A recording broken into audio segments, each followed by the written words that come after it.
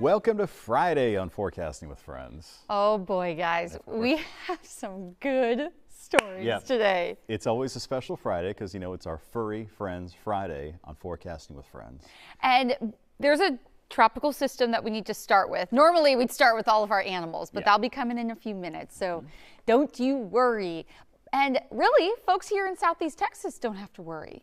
No, so we're going to be protected. Look, there's a reason why the latest hurricane strike we've had in recorded history was October the 17th. It just doesn't really happen in November here in Texas because of fronts that come through and the steering current changes and things like that. But we have a whopper of a hurricane that's out in the Gulf of Mexico. This is Rafael, and this one hit Cuba as a Category 3 yesterday, and it's made its way here into the Gulf of Mexico, where it's still a pretty good looking system. Now this is the visible sat, which, you know, you can't see the eye anymore because it's kind of covered up by some clouds, but this view, this is a 12-hour loop, and I think you can kind of get a sense it's not as impressive, you know, as it was 12 hours. Yeah, look at that wind field. It just kind of skinnies on up. But we've been talking about the dry air that's going to get wrapped into this thing, and you are watching it literally happen before your eyes. I feel like the good thing is that there's not too many of those outer rain bands really impacting the United States anymore. That's starting to, you know, shift into the central Gulf. But the fact that it still has, at last check, 110 mile per hour sustained winds. It's been remarkably resilient. I would have thought it would have fallen apart by now. Not fallen apart, but gotten a lot weaker by now. And it is starting to do that. Yeah, I mean, and this morning for a minute, it kind of looked like, oh man, is this thing going to start ramping back up again? Because it was looking pretty healthy. And it did go back to Cat 3 status for a little while, and now it's back down to Cat 2. And when we get the update later on today. And by the way, we were just talking about this, you know, those of you who watch very closely will know that usually these forecast updates come out at 4 and 10, you know, 4 a.m., 10 a.m., 4 p.m., 10 p.m. But with the return to Central Standard Time, now they come out at 3 and 9, which is throwing me off. Yeah, because usually you're waiting, okay, at the end of the 9 o'clock show, we're like, okay, we're waiting for it, and it's like, no, it's 8, you gotta update it. It's really throwing me off. It's very strange to get used to. But in fact, JD and I thought it might have been a mistake at first. And then it's like, no, I guess this is just the way they're doing it now. But anyway, so this storm, the main effect that it's going to have on our area is going to be big, you know, wave action. As far as the forecast track, check out this spaghetti plot. Now I know to show you this, it kind of looks a little bit ridiculous because you're like, what is going on? Yeah, I mean, this looks even a lot more spaghetti than normal, but it's just because it is going to be met with these steering currents kind of right in its face, and it's going to just meander there across that part of the Gulf for a few days, and which is why, so here's the thing about the cone of uncertainty. Most of the time when a storm is moving straight, the cone kind of makes sense because you're like, okay, it's moving this way, or maybe it's going to curve a little bit this way. But when you've got the models all over the place and you've got the situation where it's moving into these steering currents that are a little, you know, it's sort of like caught where there's almost no steering current, and then you see a forecast like this that looks a little bit ridiculous. Yeah, you're like, oh, the entire southwestern Gulf of Mexico. Pretty much like, you know, pick a spot, you know, that sort of thing. But so the crazy, like, rarely will you ever see the icons like on top of each other. And each one of these icons represents 24 hours. So it might go like 2 or 3 days and not really move that much at all. And if it does a loop-de-loop, maybe it gets caught a little bit further east, or it doesn't do much. So that's really going to depend on where it eventually fizzles out. And that's kind of what we were waiting for to see in the model track, that, hey, by Tuesday, Wednesday of next week, it's going to become a remnant low, really not going to be impacting any landmass, which is a good, very good thing. Yeah, and so the last thing we wanted was another landfall on the Gulf Coast. We've had enough. But we will have, it's a holiday weekend, and a lot of people will go down to Galveston or go down to Surfside and maybe take a dip in the water, even though it's a little cooler now than it was. It's still not that cold. Yeah. You know, and we always have like kind of a dangerous coastline to begin with. You know, we have way too many drownings and stuff here. We are going to have some big waves coming in for the weekend, maybe starting as early as today, but especially Saturday, Sunday, Monday, the whole holiday weekend, big waves and rough surf and all that stuff. And so it's not worth it. Yeah, it's not worth it. It's just a good idea not to get in the water because that risk for rip currents is going to be very high.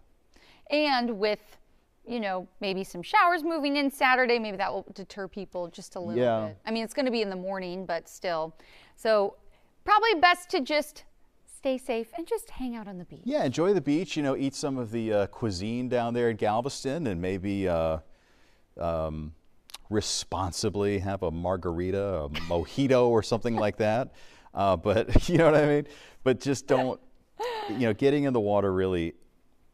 Look, I'm not going to tell you how to live your life. Like if you're Michael Phelps, get in the water all you want. But there's just a lot of times people go in with families, and it's just once something starts to go wrong, we've just heard so many horror stories. Scary. You know, we really have. Especially when you have kids and dogs and food, and you're like, and then you don't keep your eye on the one important thing in the water. It can happen very fast, and it's silent. You're just not going to know. So anyway, so not to be a Debbie Downer, but we just, you know, like I said, we've seen it in Southeast Texas too many times. It's like it happens so often, and a lot of times it's rip currents and things, and that's what we're going to have this weekend, so just be careful.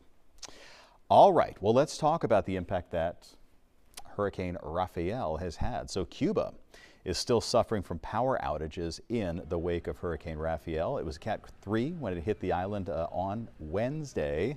Did I say yesterday? On Wednesday. Who knows what day it is this I know, week? Seriously. See, I wasn't here for FOOF yesterday. That's why I'm all you're like, it should be Thursday. Seriously thrown off. So as of yesterday, most of the provinces, including the capital city of Havana, are in the dark. Some residents are lining up outside of hotels. They got to charge their phones, their computers, and all of that kind of stuff. Hurricane Rafael is the 17th named storm of the season, the 11th hurricane of the season as well, and the 5th major hurricane of the season. So we are well above average for this time of year, and you don't need to tell anybody along the Gulf Coast that because everybody knows how it is. Now we want to take things a little bit closer to home. Sargent Beach, that's in Matagorda County, is closed indefinitely due to public safety concerns. And it's so sad to see. Take a look at some of this video. The U.S. Army Corps of Engineers says recent storms have caused significant erosion and compromised infrastructure there. The closure affects the mooring dock, boat ramp, and access road, County Road 238. I mean, take a look at that. It's just hard to see. It is, yeah. And I would say, I mean, the coastline, we know Florida has been hit really hard. And even though all we had was Beryl, I say all, I mean, it was a pretty big one. And a lot of these areas were hit very hard by Beryl and had some beach erosion from Beryl. But then every time one of these big storms makes it into the Gulf, you get increased wave action and, you know, a little bit of coastal flooding. And we've had that happen just many times over and over again this year. And it's, you know, eventually it just wears away some of that sand and it can't be replaced fast enough. So what they'll have to do is go in there. They'll probably truck in sand and sort of try to rebuild it. So yeah, I mean, I'm glad that they close places like that before somebody is on, you know, has their car there and it kind of falls down. It's not the kind of thing you would think of happening here, but it does happen. And sometimes they have to go in and replace. That happens in Florida too. Like, you know, growing up in where I did, you know, in South Florida and Fort Lauderdale, we would get beach erosion and they'd have to come in and like rebuild the beach, you know, every once in a while. So it's been a very active hurricane season in the Gulf of Mexico, especially. I think people just want the season to end. We can start to rebuild and then really think, how can we stay safe for future seasons? Because probably this crazy activity is not going anywhere anytime soon. Very likely, and that's right. All right, well, fire crews are still struggling to contain a wildfire in Southern California that sparked on Wednesday. The fire, this is those, well, you lived out there. These are the Santa Ana winds, or is this kind of a similar phenomenon? Oh, yeah. Yeah, so the winds come down off the mountains and they're blowing hard and they're very dry when they come down and they heat up. So the fire is moving dangerously fast. More than 20,000 acres burned. It's also destroyed dozens of homes. northwest of Los Angeles, and that's where thousands of people have been ordered to evacuate. The latest we've heard, 5% contained. Awful. That's almost nothing. Well, and then what happens, and we saw this 4 years ago, is that, okay, there's all these wildfire burn scar areas. Then the rain comes in the next season. Yep. Then the same spots get these mudslides. I mean, we interviewed somebody that lost their home from a wildfire, bought a new home, lost that in a mudslide, all within a year. It's so devastating. So see, depending on where you go, there's always some sort of hazard. Yes. And Southern California gets a lot of credit, rightfully so, for having like amazing weather. But there are also some really dangerous weather things that happen. Not even counting hurricanes. I mean, not hurricanes, but earthquakes. But when you get the Santa Ana winds and you have dry tinder and you have these very fast spreading wildfires and really high winds that you wouldn't think happen in a place like that. So yeah, it is definitely very scary. Not good. Well, let's go to a different part of the country, the Rockies. We're talking Colorado and New Mexico. This specifically is in New Mexico. The state's governor has declared an emergency after a powerful winter storm left tens of thousands of folks without power there. Now, the storm brought heavy snow along with very strong winds and freezing temperatures to the northern part of the state, as well as portions of Colorado. The National Weather Service there is warning that a historic amount of snow, in some locations as much as 4 feet, expected to fall through today. They have, Fox Weather has had Craig Herrera Yes! for days. I thought he was just going to be there like for a day to cover it. He's been out there every day, and he's been out in it. And like every time they check in with him, it seems like it's just more and more snow. And it's crazy because usually you would think that that cool air would be coming our way, but unfortunately we're not really. No. Not really getting. And I just laughed because I was watching him and he's holding a cup of hot coffee in his hand. I'm just like, Craig, you're awesome. Okay, well, we got to get to break because we have animal after animal after animal after animal. We got a lot. Story. That's why it's Furry Friends Friday. So stick around after this.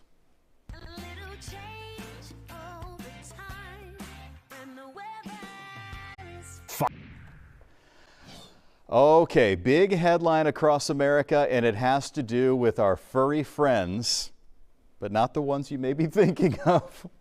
So quite a way to kick off our Animal Story Friday block. Okay, at least 43 monkeys are running loose after escaping a facility. Oh, gosh.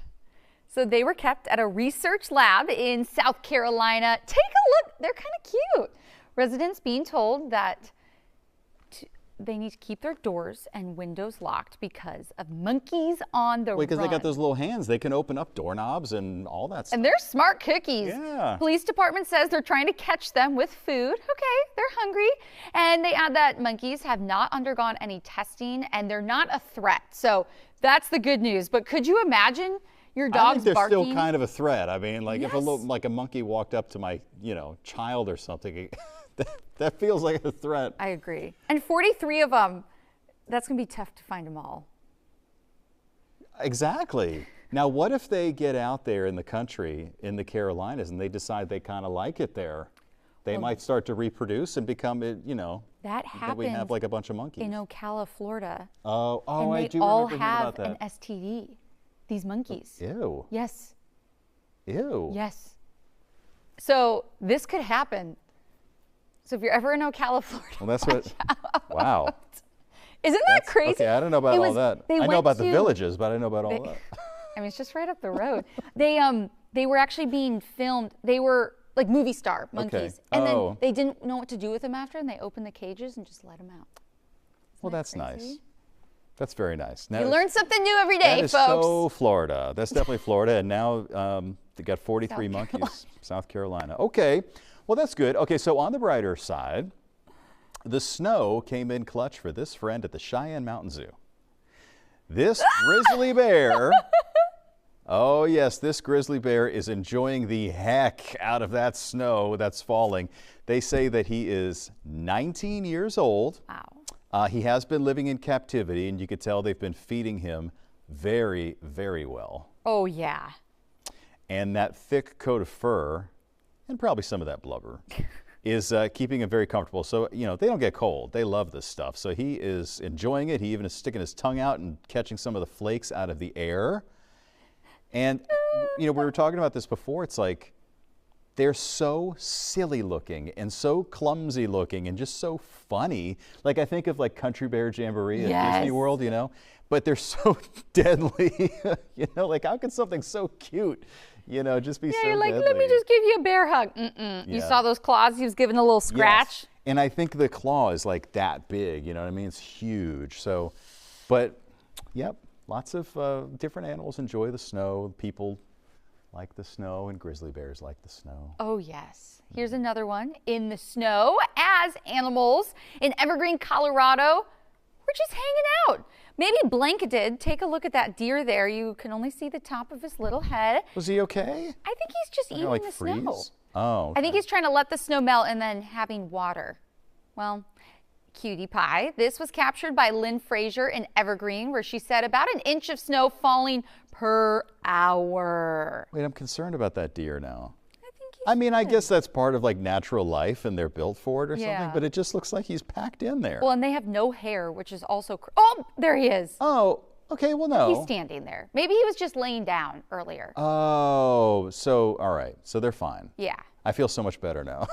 Ooh, Oh, look at that. turkey. It's a turkey, a wild turkey. The neck. I love the way they walk. That is so cool. I didn't realize that they enjoyed the snow that much either. They're here for it. He's a butterball. Stop. Okay. Is this my story? Yeah. Okay. A dog in Sandia Park, New Mexico, bounded through piles of snow which had accumulated via that storm that we just showed you, following that powerful snowstorm. Loving it. This is footage from Stephanie Ford. Shows her black dog, Ragnar, playing in the fallen snow. She says he loves the snow if he could just learn how to shovel. Yep. That'd be good. He's like, nah, Mom, I'm having way too much fun. See you later. Like, I'll be back for dinner. Don't worry about me. That's so funny. Dogs, and then they get like the zoomies in the snow because, you know, they just love it. It's like if they've either never seen it before or they haven't seen it for a long time and they just don't know what to make of it. He's like, digging himself in. I love when the dogs, like, if they've never been in it, they pick up one Oh, yeah. paw and then the other. Okay, well, speaking of dogs. This is the story that I've been teased about, but I haven't, so I don't know what to expect. I just know there's first going to be Ryder. some sound. First is Ryder, then Oh, Opera. I didn't see Ryder there in my little rundown. So I didn't write anything in there. Oh, well, okay, I got confused. Okay, let's Okay, check out don't Ryder. worry. This is Ryder being scared of a spider. And he never barks, by the way, ever.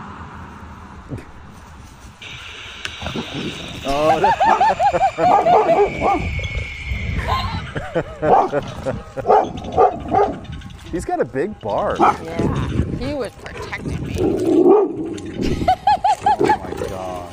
He's such a scaredy cat. I was trying to get him to go back. And he wouldn't. Did not want anything to do with that spider. It's like, I'm out of here. And I'm laughing, I'm crying laughing on the way home. And I was like, Yeah. I'm so glad I got that on video. I mean, Because he was already, you know, like curious but scared, you know, like how dogs do that. Like they kind of want to sniff and then he backs off. Oh my gosh, and when it starts to move. and the fact that he actually touched it, because those are the spiders where you have to give it a little tap. Oh, so that's what made it. Yeah, okay, so he just with the tip of his nose, and I'm like, oh my gosh, it's good. So some foes have left, but now it's the blow up turkeys he doesn't like. Oh, well, and then I'm sure there'll be a Christmas, yeah. dancing Santa Claus or something that he's not going to like either. Gosh. Maybe one Okay. day if I actually take Pippin and Goose on a walk, which I'm always like scared to do, maybe they'll want to play with one of the toys, but most of the time they're just busy attacking everybody.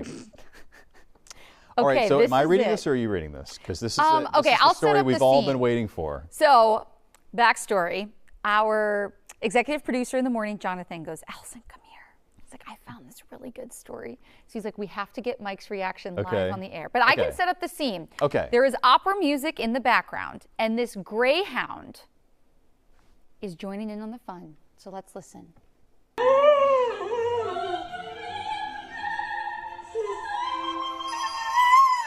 Wow.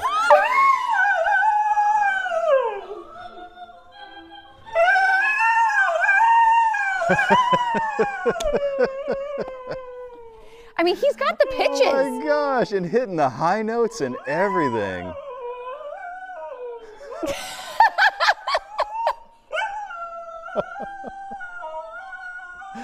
Oh my God, it's so cute.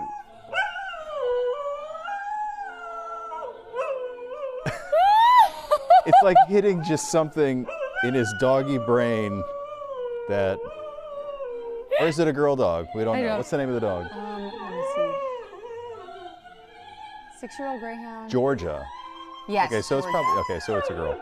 In her baby Yoda jacket. Oh.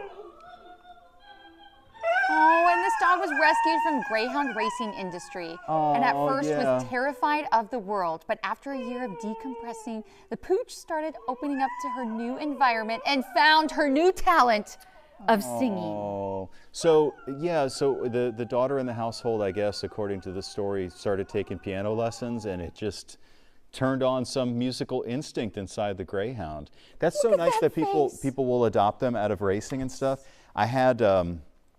I knew a guy in Louisiana who adopted 2, and he had a yard, right? And you know, of course, here I am, you know, over the dogs and everything, and they would go in the back. It was a pretty big yard, but they're instinctually, they want to run in circles though. So they run around the outside of this yard like it's a track. But I mean fast, like if you've never seen animals run this fast before. They're amazing animals, but they're not usually very vocal though either. No. They don't bark that much or whatever. I could see huskies doing that. Oh, But yeah. That's cute. That's a good story. It's so cute. I think it just shows that, like the story said, that she was so scared, but she probably fell in love with that little girl. And if the little girl was playing piano, like the dogs want to do like a job, you know, and singing along is one of them. Singing and running, and what a talented dog. I mean, Georgia the Greyhound. She's so sweet and very talented, might I add. Very I mean, she could go to an opera house, and boy, people pay good money. Yeah, dog opera. There we go. New industry. Done. Awesome. Well, that was worth waiting for. Yes. So I think we're going to have to, we're like running out of time. We want to make sure we get to the local forecast too, because we got a little rain out there. We have a chance for storms tonight. So we'll have that right after this. Give him a bone. Oh, we could talk about the dogs all day. I know, and we will. So it's pretty darn warm out there. Ugh. And humid. Nasty. And we do have rain. We're going to have a pretty decent chance that you'll encounter a shower today. We have a pretty good downpour right now that's out to the west of Katy, and another one crossing 59 past Rosenberg, and then a few more here near Magnolia. And this was with to the beach erosion story. Yes. There's a beach hazard statement here, so high risk for rip currents through Sunday morning at least. It might even be extended beyond that. And probably with the holiday coming up. It probably will be, yeah. So here's the forecast. I hope you don't have to come in early tomorrow morning I will with be this here overnight line of storms. Oh, I hate that. Just to make sure we're here always if there's weather, because we want to make sure you guys are staying safe. But download Fox 26 weather app. Likely not going to be any warnings. If there are, you'll get them right to your phone. Have a good one.